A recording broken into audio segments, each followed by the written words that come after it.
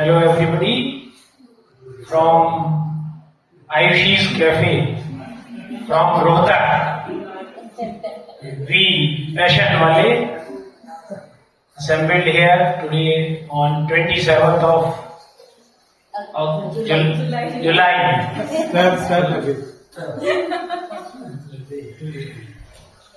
आज मैं एक छोटी सी एक स्टोरी लेके आया हूँ। वो स्टोरी है, ये पैशन वाले जो ग्रुप है वो एक दोस्ती की भी एक बहुत बड़ी मिसाल है। हम आपस में इतने अच्छे दोस्त बन गए हैं अपनी परफॉर्मेंसेस के थ्रू, एक दूसरे को सुनकर, एक दूसरे को अप्रिशिएट करके, कि उस दोस्ती के नाम आज की स्टोरी एक चेक राइटर हुए चेकोस्लोवाकिया के, उस समय चेकोस्लोवाकिया के नाम से कंट्री जाना जाता था। उसके एक राइटर हैं कार्ल चेपॉक, जो कि 1938 में वर्ल्ड वॉर II से पहले ही चल बसे थे, इस दुनिया को छोड़ गए थे। लेकिन और उनके बारे में एक चीज मैं बताना चाह रहा था कि उन्होंने अपना हाई स्कूल कंप्लीट करने में कम से कम 3 स्कूल चेंज करने पड़े उन्हें। उनकी फैमिली सर्कमस्टांसेस ऐसी थी जिसकी वजह से उन्हें काफी दिक्कतें आई।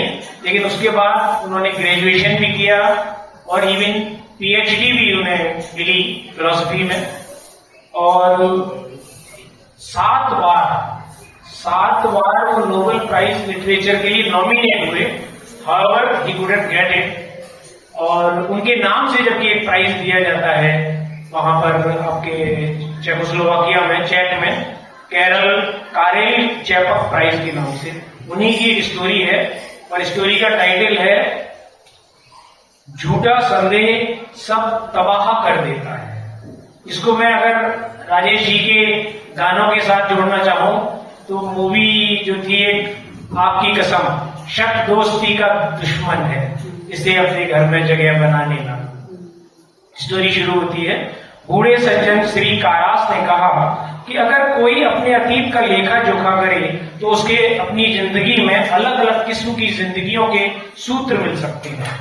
यह संयोग की बात है कि किसी एक दिन वह गलती से या शायद अपनी इच्छा से एक खास किस्म की जिंदगी चुन लेता है और तब उसे निभाए ले जाता है।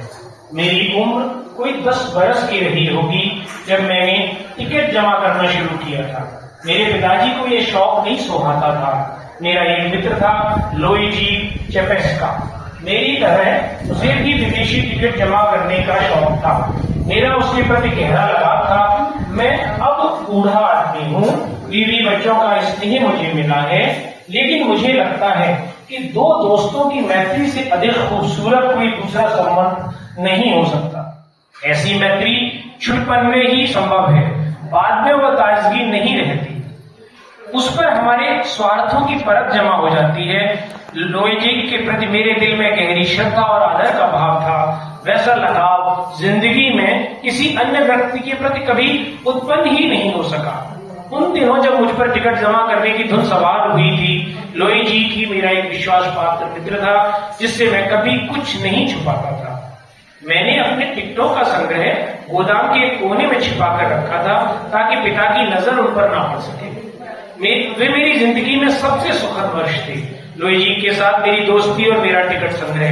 फिर अचानक एक दिन मुझे बुखार आ गया। एक दोपहर जब घर के लोग मेरी ओर से बेखबर थे, मैं गोदाम में अपने टिकट देखने चला आया, पर संदूक खाली पड़ा था। उस क्षण मेरे हृदय पर काफी गहरा आघात पहुंचा था। मैं रो भी ना सका, मानो कोई गोला मेरे गले में अटक गया हो। इससे अधिक बात यह थी कि उसे चुराने वाला कोई और न होकर मेरा मित्र लोइजी था। लोइजी के विश्वासघात ने मेरे दिल पर भयानक असर किया था। मुझे आसपास की दुनिया दूषित और अपवित्र जान पड़ने लगी। उसके बाद मेरा कोई मित्र न बन सका। 3 वर्ष पहले मेरी पत्नी की मृत्यु हुई थी। शोक में विवल सा होकर मैं अपने परिवार के स्मृति चिन्ह उलटने पलटने लगा, जिन्हें मेरे माता पिता मेरे पीछे छोड़ गए थे। फोटोग्राफ, घर, मेरी पुरानी स्कूल की कॉपियां, अलमारी की सबसे नीची दराज में पिता ने अपना संदूक मोहर सील बंद करके रखा हुआ था।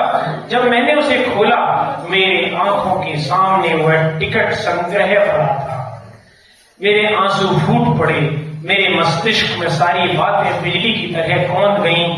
जब मैं बीमार था, पिता के हाथों में मेरा टिकट संग्रह पड़ गया था। उन्होंने उसे संदूक में छिपा लिया था ताकि मैं अपनी पढ़ाई लिखाई मन लगाकर करता रहूं। फिर सहसा मुझे याद आया, लोईजीत ने मेरे टिकट नहीं चुराए थे। मैंने उसके प्रति कितना घोर अन्याय किया, यह सोचकर मेरा दिल भी कांप उठा।